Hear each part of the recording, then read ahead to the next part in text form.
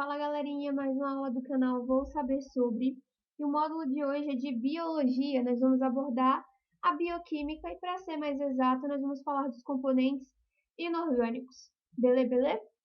Bom, antes da gente abordar os componentes inorgânicos, é ideal nós definirmos as classes dos compostos químicos, porque a bioquímica estuda a química da célula, ou seja, os compostos químicos que formam a célula.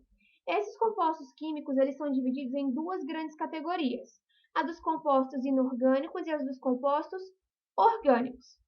Bom, para diferenciar os compostos inorgânicos dos orgânicos, é bom saber que eles apresentam diferenças quanto ao tamanho, quanto à quantidade de energia e quanto à sua composição.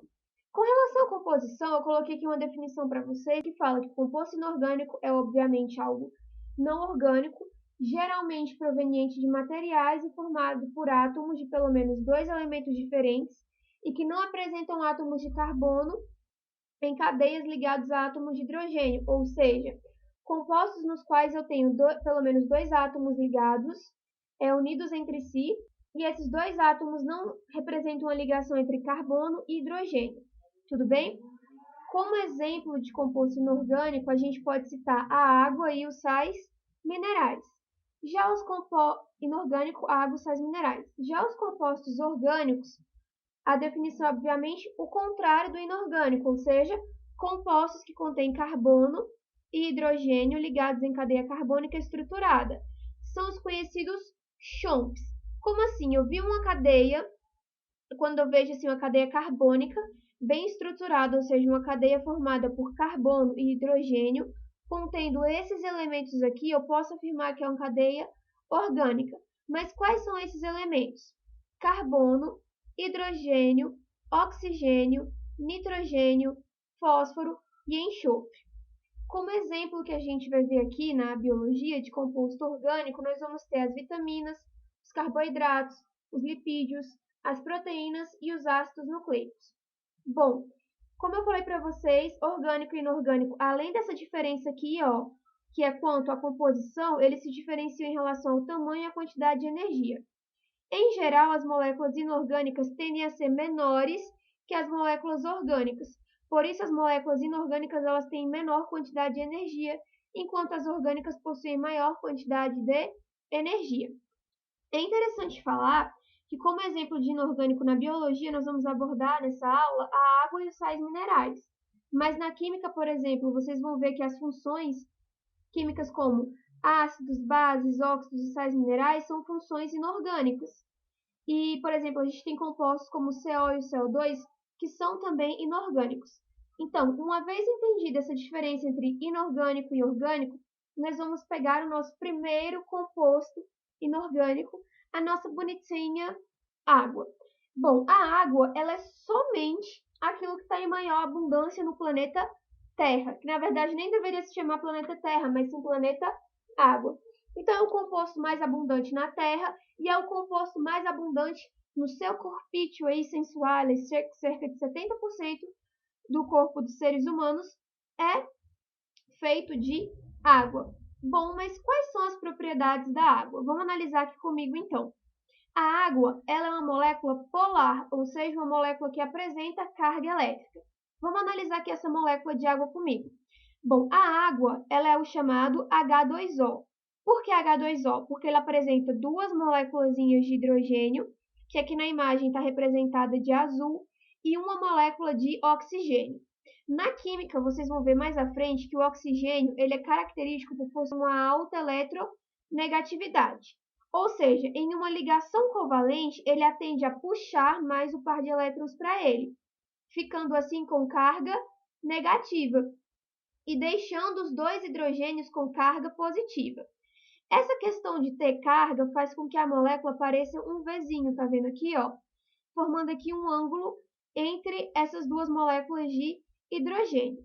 Devido a essa característica, a gente fala que a água ela é uma molécula polar. Tudo bem? Bom, a gente sabe desde Tototinho, quando você era criança, estava lá no jardim, aí foi crescendo Fundamental 1, Fundamental 2, você decorou e aprendeu que a água ela é inodora, incolor e insípida. sem cheiro, sem cor, sem sabor. Bom, mas por que que isso acontece? E é sempre que isso acontece? Não. Essa característica ela é válida para compostos, ou seja, para água 100% pura. Geralmente, às vezes, você bebe uma água e você sente um gostinho, às vezes, né? Então, isso significa que essa substância ela não é 100% pura. E, na realidade, é até difícil encontrar água 100% pura. Por quê? Tá vendo essa característica aqui que eu falei para vocês, que a água é uma molécula polar? Pois é, se a água é uma molécula polar, ela tende a interagir quimicamente com moléculas que são polares. Essas moléculas polares que interagem com a água, que também é polar, são chamadas moléculas hidrofílicas. Tudo bem? Então, moléculas hidrofílicas ou substâncias hidrofílicas são aquelas moléculas que interagem com a água. Daí vem aquela sentença de que a água é um solvente universal. Aí eu pergunto para vocês, é verdadeira? Bom, de certa forma sim, né? Devido ao seu caráter polar, lembra na química? Semelhante dissolve semelhante. Então, devido ao seu caráter polar e a quantidade de moléculas polares que tem na natureza, então tem uma grande variedade aí de substâncias com as quais a água pode interagir. Só que falar que ela é um solvente universal, é de certa forma exagerado. Por isso que a gente fala que a água é um solvente praticamente universal. Por quê? Porque ela vai interagir com as moléculas que são polares. Tudo bem? Até porque, gente, se ela fosse um solvente universal, ela reagiria com polar e apolar. Onde é que você ia armazenar a água? Já pensou? Colocava a água dentro da sua garrafinha bonitinha e ela vai interagir com a garrafa e dissolver a garrafa? Não pode, né? Pelo amor de Deus. Então é isso. Tá? Tá aqui uma definiçãozinha para vocês que eu coloquei. Então, se a gente percebe que a água tem cor, cheiro, sabor, isso se deve a substâncias, né, líquidos, sólidos e gases, nela presentes, dissolvido ou não, e que geralmente apresentam caráter polar, porque segundo a química, semelhante dissolve semelhante.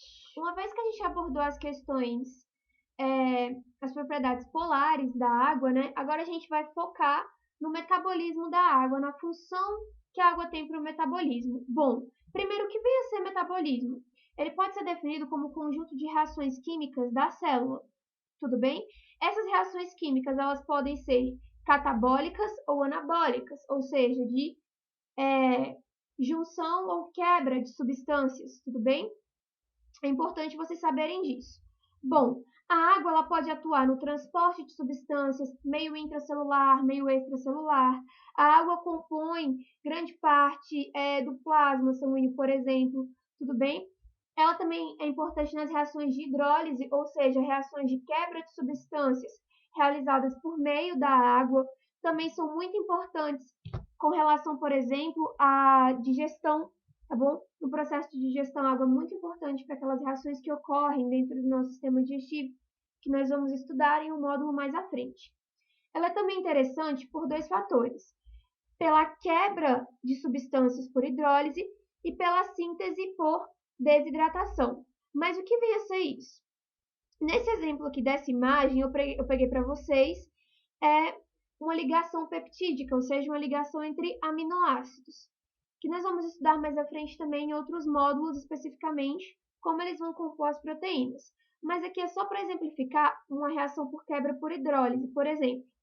É quando você tem uma substância aqui formada, bonitinha, que em contato com a água, ela vai quebrar, gerando duas novas moléculas.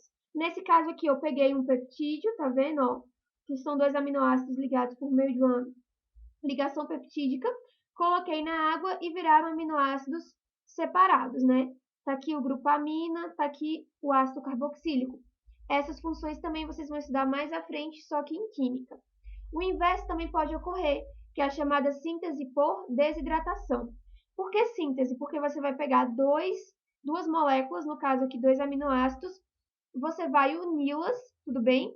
E vai ocorrer a desidratação, que é a liberação de água, gerando uma nova substância. Nesse caso, o OH do ácido carboxílico, ele vai se ligar com o H do grupo amina, liberando água e formando essa nova molécula aqui embaixo. Beleza? Bom, além disso, quando a gente fala da função da água para o metabolismo humano, é interessante citar algumas outras características, como, por exemplo, a relação existente entre a água e o metabolismo. Bom, quanto maior a quantidade de água, maior o nível metabólico, ou seja, de reações químicas, seja de síntese ou seja de quebra de uma determinada substância no corpo. Por exemplo, o cérebro, se a gente for comparar o cérebro e o pulmão, quem tem mais água no corpo? O cérebro. Logo, no cérebro, a gente sabe que ocorrem mais reações metabólicas. Se a gente for comparar, sei lá, o músculo com o osso, o músculo tem mais água. Logo, no músculo, a gente tem maior quantidade de reações metabólicas. Essa relação é relação diretamente proporcional. Agora, se a gente for comparar a relação de água por idade, faixa etária, a gente vai ver que é uma relação inversamente proporcional, ou seja, quanto mais velhinho, quanto mais fofinho, cheinho de prega, igual um maracujá, coisinha for com vontade de apertar, quanto mais velho for o indivíduo, menor a sua quantidade de água, ou seja, quanto maior a idade, menor a quantidade de água. E se menor a quantidade de água, menor o metabolismo. É por isso que se a gente for pegar, por exemplo, um feto, ele vai ter muito mais água do que o recém-nascido, que vai ter muito mais água que o indivíduo adulto, e assim por diante. E por fim, é válido também dizer que a quantidade de água varia de uma espécie para outra, o que é óbvio, porque a quantidade de água que tem no corpo humano, que é entre 65% e 70%, é diferente da quantidade de água que tem, por exemplo, na água viva, que é muito maior, beleza? Então não esqueçam da importância da água para as reações metabólicas do organismo. Dando continuidade ao nosso estudo, é interessante a gente falar da termorregulação propiciada pela água. Como assim termorregulação? Termorregulação seria justamente a regulação da temperatura realizada pela água. Na física, se vocês não estudaram, vocês ainda vão estudar que a água é uma substância que possui um alto calor específico. O que isso significa? Significa que a quantidade de energia em caloria que é necessária para aquecer 1 grama de uma substância em 1 grau Celsius é o seu calor específico. Então, de novo, mais uma vez, calor específico é a quantidade de energia necessária para aquecer 1 grau Celsius em 1 grama de água. Se a gente for pegar o calor específico da água e comparar com o calor específico de um metal hipotético, a gente vai ver que o calor específico da água é 1 e o calor específico do metal é 0,1. Bom, o que isso significa? Que eu vou precisar de 1 caloria para aquecer 1 grama de água em 1 grau Celsius. E para me aquecer o metal, por exemplo, seria necessário somente 0,1 caloria para aquecer 1 grama de água em 1 grau Celsius. Ou seja, a diferença entre o calor específico desse metal hipotético e da água são de 10 vezes. Portanto, a energia que eu gastaria para me aquecer 1 grama de água em 1 grau Celsius, eu poderia aquecer a mesma 1 grama de metal em 10 graus Celsius. Vocês conseguem ver? Por isso que a água ela possui um extremo calor específico, um alto calor específico. Quais são as consequências disso? A primeira dela é o controle de temperatura, né? Porque quando o dia está muito quente, o que acontece com o indivíduo? Ele soa. E por que ele soa? Porque o nosso corpo ele tem as diversas funções metabólicas, que são coordenadas principalmente por as enzimas, que são espécies de proteínas que a gente vai ver mais à frente. E nós também vamos estudar que a diferença de temperatura e a diferença de pH, eles desnaturam a enzima, desnaturam a proteína, ou seja, fazem com que ela perda a sua função.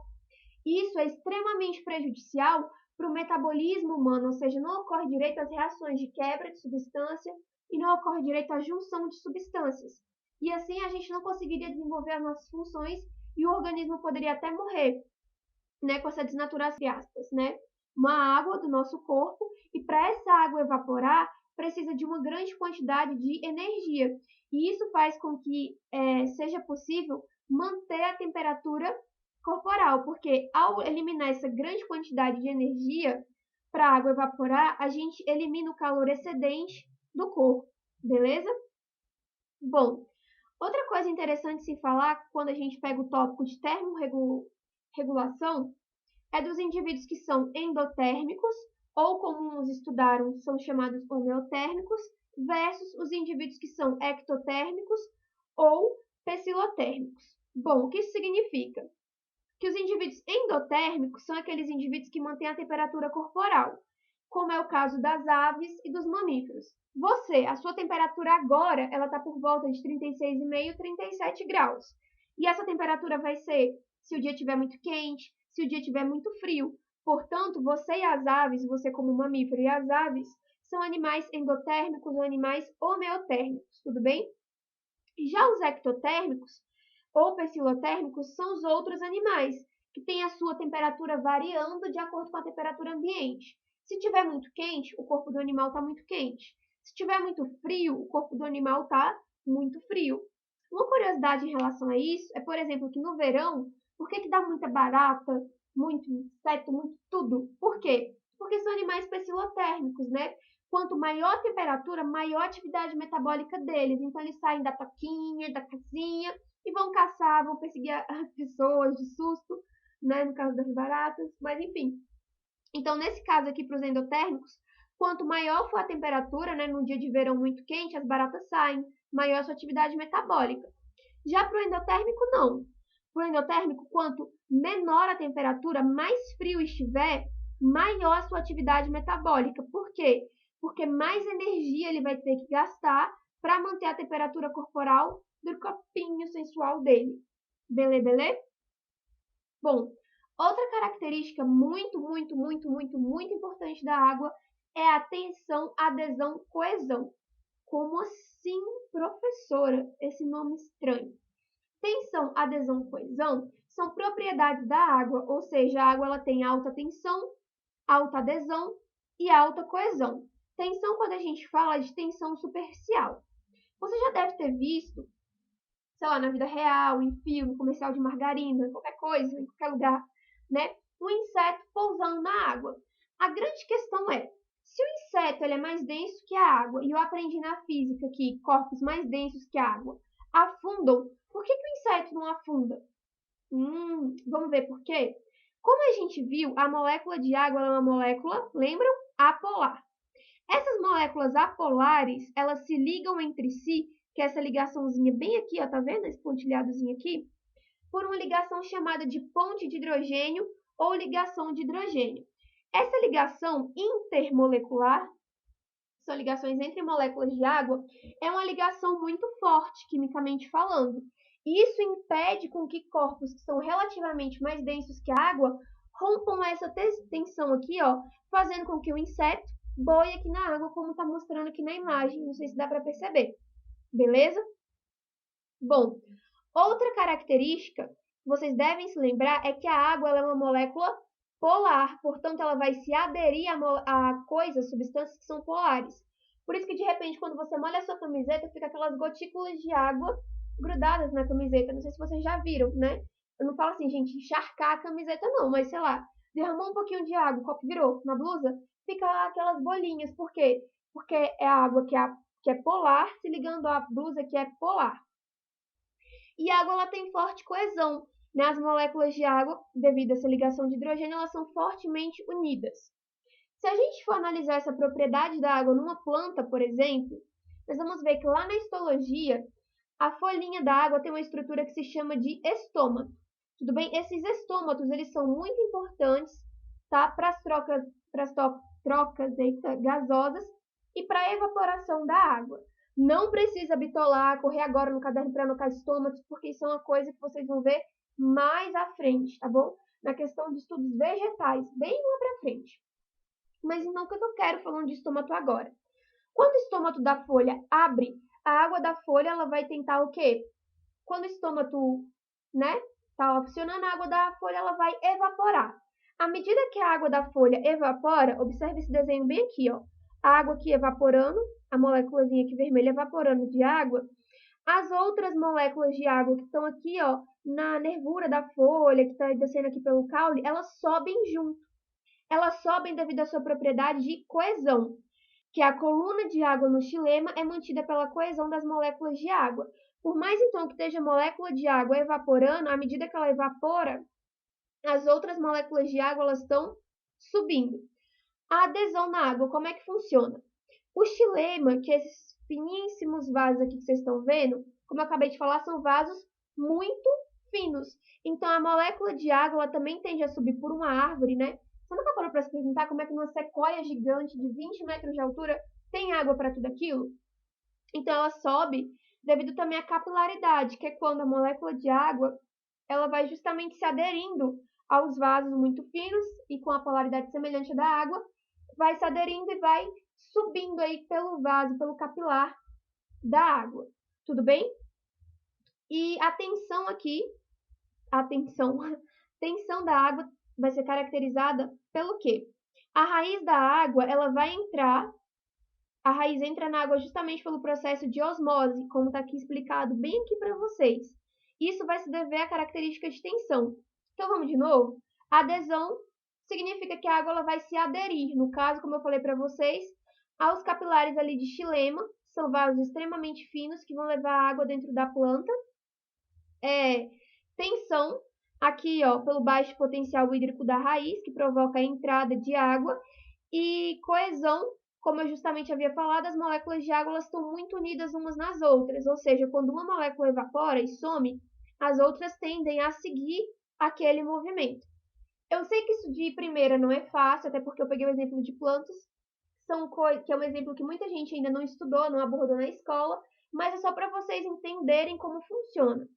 De novo, a biologia é uma área muito ampla, então, quando estivermos estudando os transportes metabólicos da água, quando estivermos estudando os próprios vegetais, a gente vai retomar essas características de coesão, tensão e adesão, que vai fazer muito mais sentido na cabecinha de vocês.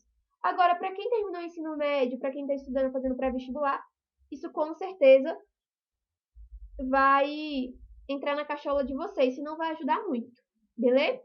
Bom, bom, galerinha, então para finalizar esse módulo que fala sobre os compostos inorgânicos, ficou faltando os sais minerais. Quem são os sais minerais? Bom, de forma bastante simplificada, os sais minerais, eles podem ser encontrados sobre duas formas. A forma solúvel ou imobilizada e a forma insolúvel ou imobilizada e a forma solúvel. Aqui é a definição bem rapidinha, tá? De forma insolúvel ou imobilizada, que é aquela forma que está presente aprisionada nas estruturas esqueléticas. Por exemplo, o carbonato de cálcio na concha dos caramujos e o fosfato de cálcio nos ossos. Então, basicamente, como o nome fala, né? Ele é autoexplicativo, não há muito o que escrever sobre isso. Ele está insolúvel ou imobilizado justamente quando ele está aprisionado em estruturas esqueléticas. E eu coloquei dois exemplos que são clássicos de caírem em prova, principalmente na prova do Enem, que é o carbonato de cálcio na concha dos caramujos e o fosfato de cálcio nos ossos. Bom, se a gente já falou do insolúvel e do ou imobilizado, falta falar agora dos solúveis. Como o próprio nome já fala, o solúvel é aquele que está na forma de íons. Tá? Então, eles são dissolvidos na forma iônica. Lembrando que íons são átomos com excesso ou falta de elétrons, né? Que na química a gente chama de cátion e ânion, beleza? Mas isso é um conteúdo que vocês vão ver mais à frente, né? Quando o íonzinho fica positivo, como Ca2+, tudo bem? E menos, aí vocês vão ver lá na frente. E uma coisa muito importante de se falar sobre os sais minerais é que justamente eles não são fabricados pelos seres vivos. Ué, mas se os sais minerais não são fabricados pelos seres vivos, de onde é que nós os obtemos? Nós obtemos essas substâncias justamente e principalmente pela nossa alimentação. Daí a importância de se fazer uma alimentação equilibrada, uma alimentação balanceada para suprir as suas necessidades metabólicas, porque apesar da gente não serem substâncias fabricadas pelos seres vivos, a gente tem uma grande importância, sim, eles têm, quer dizer, uma grande importância no nosso organismo, que é o que a gente vai estudar mais à frente. Bom, aqui eu listei algumas funções de sais minerais, né? Eles atuam como componentes importantes na formação e manutenção dos ossos do corpo, principalmente os fosfatos de cálcio, como a gente sabe, está presente tanto nas estruturas esqueléticas quanto nos dentes, beleza? Através de sua ação, só que as reações enzimáticas são reguladas. Então, por exemplo, a gente tem enzimas que vão atuar, enzimas, né, que controlam essas reações enzimáticas, que atuam sobre diversos processos metabólicos do corpo, né? entre eles a bomba de sódio e potássio, a questão da contração muscular, tudo bem? Participam da composição de algumas moléculas orgânicas e agem na manutenção do equilíbrio osmótico, como a gente vai ver agora aqui na tabelinha. Opa, eu passei muito rápido. Voltei aqui, mas qualquer coisa que vocês quiserem copiar, vocês pausam, tá? E só para lembrar, vai ter uma lista completa disso tudo que eu falei em resumo lá no nosso blog do canal, que está aqui na descrição do vídeo. Então, não esqueçam de visitar lá. Bom, aqui os principais sais minerais que eu julgo muito importantes.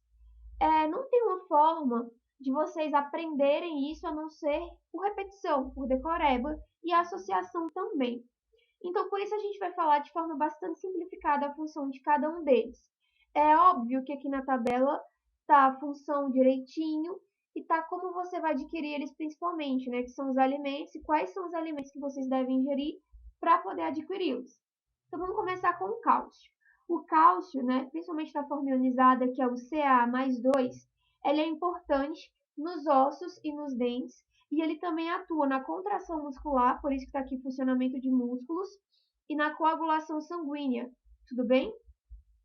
O próximo que a gente tem é o fósforo, que ele pode ser encontrado na forma iônica de fosfato, que é PO4-3.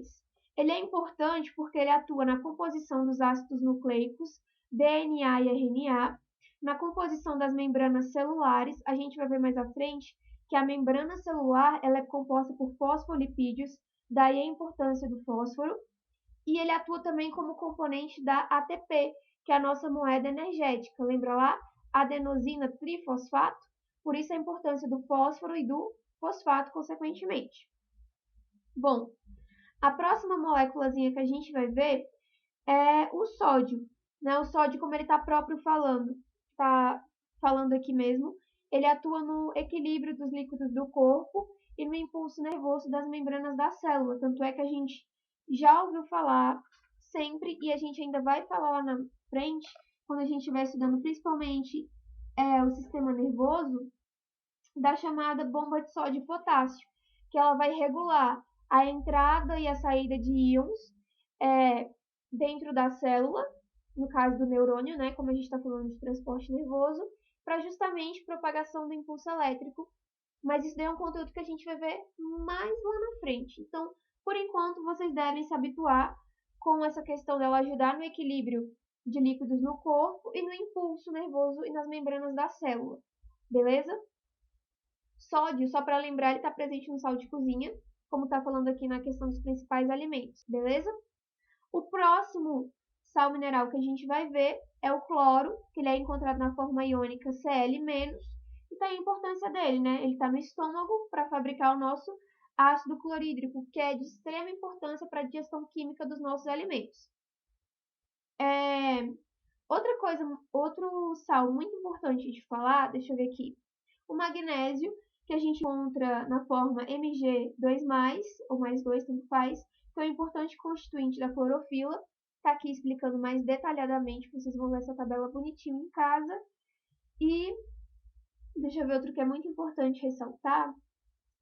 Bom, não está aqui, mas vai estar na tabelinha lá do blog que vocês vão encontrar, é o nitrogênio, que na forma iônica ele vai ser encontrado como HNO-3, tá? A gente não usa ele diretamente, o nitrogênio. Então, para o corpo humano falar que a gente vai metabolizar o nitrato, o nitrito, essa questão toda que vem no nitrogênio é meio absurdo, mas qual a importância dele? A importância dele é que as plantas produzem esses compostos nitrogenados, tá? E daí a gente come eles e a gente vai obter os nossos aminoácidos e as bases nitrogenadas, tudo bem? Então, daí a importância das nossas queridas plantinhas, porque a gente vai adquirir esses compostos nitrogenados através da alimentação. Bom, eu acho que eu já falei dos principais sais minerais que a gente vai ter. Além desses que eu falei, né, tem outros aqui, como o potássio, iodo e o flúor, que são muito importantes, tá? Bom, galera, foi isso. Essa foi a nossa aula sobre compostos inorgânicos. Só alguns lembretes, tá? Primeiro, não se esqueçam que vai ter lista de exercício no blog. Tudo bem? Além da lista de exercício, vai ter resumo e vai ter essas listinhas dos sais minerais, de todas as coisas que a gente colocou aqui na videoaula, vai estar lá bem explicadinho, tá? Se você quiser imprimir e colar no seu caderno, enfim, não sei como é que você vai fazer. Bom, a correção das listas de exercícios vão estar disponíveis em breve em vídeo, então vai ser uma correção comentada, a gente vai fazer juntinho para esclarecer melhor as dúvidas de vocês, tudo bem? Não esqueçam de acessar o site, deem joinha no vídeo para nossa equipe saber que vocês estão aproveitando e gostando dos conteúdos. A gente espera de todo o coração ajudar e favorecer esse processo de desenvolvimento escolar de vocês. E é isso, um abraço bem grande e tchau, tchau!